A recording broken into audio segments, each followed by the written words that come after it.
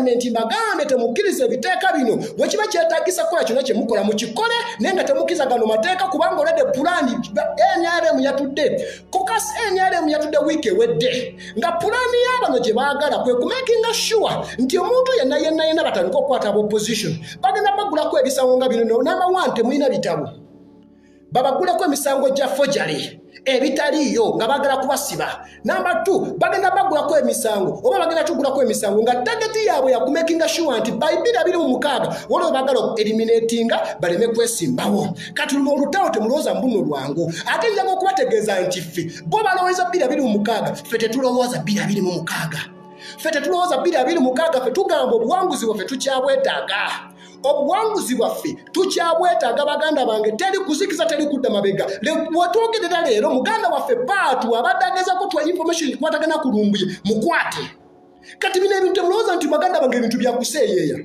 temulowooza nti bino ebintu byatuli baganda bange byakuseeyeeya we are in the reality whereby buli omu alina kutandika kuvaayo n'ayogera ku nsonga eziruma eggwanga wetwogera leero omuganda waffe lumbuye batugamba mbu simaye bamuteeka bagamu wasajja naye tetumanyi waali ekyokubiri mbagambye nti baganda baffe bangi bakyali mu makomera naye tuli mu comfort zone bannayuganda eno message namwe bakwatako eno message tegenda kuba MP bokka eno message tegenda kuba kansala bokka eno message tegenda kuba meya eno message igenda kuli munnayuganda ekiseera kituuse baganda baffe babate kubanga tebalina musango babukenya Moses babate bawayiza baganda baffe baserunkuma babate ekiseera kituuse buli munnayuganda waali tandika okusitula eddoboozi lyo ng'ogamba they have to release all the political prisoners mbagambye mu abakulembeze we muli mwenyweze kubanga kati ebintu ebyatuuse bya ddala abasajja balina project gye bavuga naye njagala okubategeeza singa bannayuganda tunayimira ku mazima ne twesiga Katonda tugenda kubasuuza buli kimu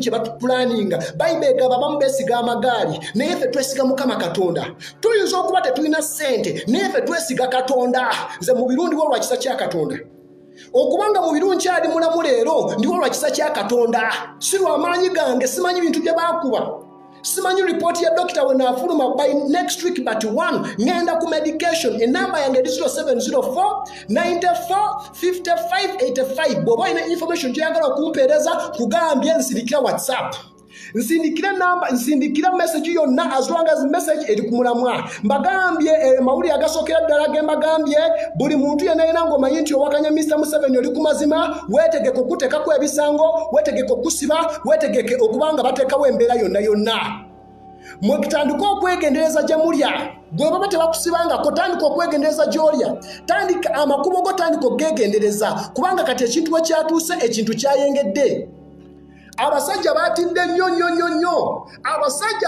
nnyo kati mulamwa ogwo mulimu gwaffe ngaffe bannayuganda okubanga tusigala nga tuli ku mulamwa okubanga tusigala nga tuli solidi mwawulidde nga bagezako okugamba mu education sector terina weekoseddwa okumanga abana abasajja bajoozi abaana baabwe bali mu masomero ga bweru abaana bali mu international school abaana baffe tugenda mu myezi 2-3 mwaka mulamba abaana tebasoma naye abaabwe basoma nabagamba nti eno regime terumirangako muntu wa wansi bino ebigambo tebagala biwula n'ebyo ebigambo ebituufu gegana amazima tulina okuvaayo tukondeminge ebikola binene ebikyamu balina okugulawo amasomero leero wetwogerera kati batandise okubanga bateta natti ku baganda baffe bali mu diaspora batandise okuteeka natti ku baganda baffe bali mu diaspora kubanga batukitegedde ti be bantu abatujjanjaba nga tulwadde be bantu abatujjanjaba nga tugenda ku zimishoni be bantu abatujjanjaba be bantu ababeerawo struggle kati batandise obateekako natti bagala bajjako dio citizenship bagala kuteekawo mbeera bino byonna njagala kijjukibwe nti bintu babikola olw'okubanga nti bakimanyi tuli ku mulamwa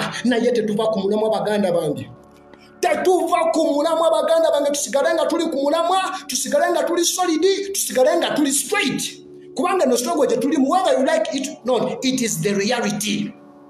This is the reality baganda bange kati njogera kumwe baganda bange bamumanyi mwabakukuta abaja sente za Mr. Museveni ne mujja ne mulimba bannayuganda nti mulwanisa muli opposition tugenda be exposinga tetwetaaga diversion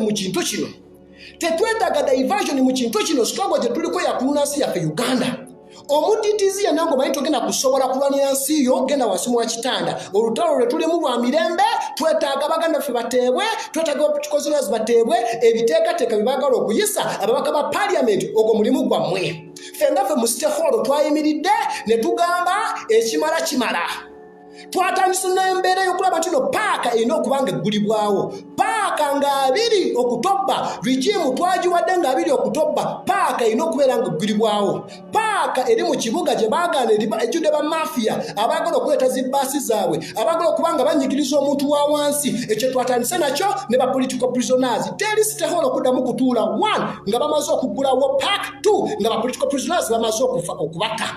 Bino ebintu bya ddala baganda bange. Tetugenda kudda mabega, tetugenda kwetiitirira, tugenda kusigala nga twogera mazima. Nkubira ku namba yange 0704 94 55 85 enamba zange zezo. Enamba zange zezo mbagambye nti bino ebintu bye tulimu bya ddala. Baategese NRM ate nabo ba NRM basaasidde.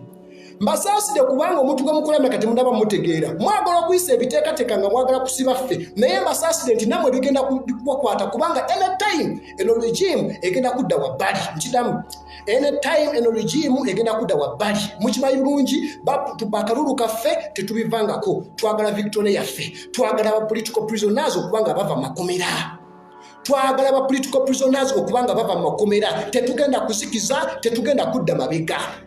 Ayagala okwogerako nange 0704 94 55 85 akabinja ka G20 akoko nakabagamba. Era kati wetwogerera akakabinja kalina okutubulira ni gwe kakolera. Tetugenda kukiriza bintu dividinga, tetugenda kukiriza bintu bitujja kumulamwa. Ekirungi kati akakabinja kali on hold. Akakabinja kali on hold kubanga tetunaba kategeera bulungi. Ne chairman waabwe, president waabwe oyo naye ajja tubulira bwakolera. Tetugenda kuttira muntu kuliso nagu. Eno strogo tetugenda gizanyiramu. Mission gye tuliko right now kujja basabana mu makomera. Mission ey'okubiri kukalubya mitima.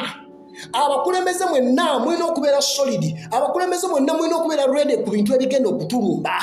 Kubanga the battle is just starting. Sharing a video, inviting a munno. Tambuza message eno. Etuuke ku Mr. Museveni. Mr. Museveni tukusinika message eno. Tabaganda baffe. Ogenda n'ogamba mbu simanya Uganda is a democratic country. Uganda tebangako democracy. Nga baganda baffe bali makomera bavunda. Nga baganda baffe bali makomera otandika otya olimba abantu mbu simanya human rights, you support human rights. Nga abaana bali makomera batalina musango. Nali mukomera n'ensanga n'abaana be basula ku mirembe gwa walk to work. Kati mwagala kusiba baganda baffe aba National Unity Platform mwagala kubalemesa struggle, mwagala kuwanyisa struggle, mbabuulira tugenda kubanja baganda baffe. We want all the political prisoners out. We want all the political prisoners out. Njagala no message nawe nabanvuddewo nga ngenze ku medication esigalenga etambula kubanga kye twetaaga kwe kulaba ng'ensi yaffe enunulibwa. Buli muntu yenna waali tandika okwenyweza manya nti kati ebintu byatuuse tuli mu lutabaalo lwa kununula nsi yaffe Uganda. Tetugenda kudda mabega, tetugenda kusirika, tujja giyita A, B tujja giyita B. Mbaganda information mujija ku Mubiru James page. Mbagwadde information ne mbagamba already balina ebiteeka bye bategese ate nga baagala biyite ne mbaganda tasking wadde ba members of parliament temukkiriza ebiteeka byo kuyita.